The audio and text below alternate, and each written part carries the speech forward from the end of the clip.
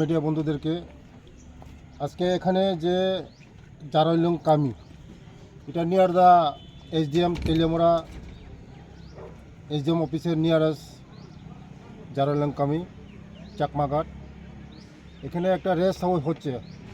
এটা tribal welfare ডিপার্টমেন্টের মাধ্যমেই হচ্ছে। এটা ট্রাইবাল ওয়েলফেয়ার ডিপার্টমেন্টের রেস্ট হাউস, যা থাকা ব্যবস্থার জন্য। এটা যারা জনজাতি ভাই বোনরা দূর দূরান্ত থেকে আসবে, যারা আসবে এখানে চিকিৎসার জন্য আসবে, যারা অফিসে আসবে, যেমন নোনাছড়া, কাকড়াছড়া, হলদিয়া, যারা দূর দূরান্ত আসবে অফিসের কাজের জন্য আসবে, তারা এখানে থাকার ব্যবস্থা করেছি।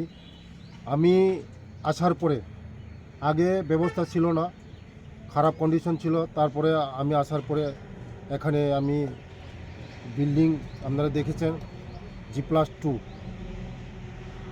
আরডি ডিপার্টমেন্টের মাধ্যমে করা হচ্ছে। আজকে ঢালাই হবে, তার জন্য আমি শুনি আজকে এখানে আমি দেখতে এসেছি। কিছুদিনের মধ্যে এটা কমপ্লিট হয়ে যাবে। আমাদের যারা জনজাতি ভাই বোনরা এখানে থাকতে পারবে।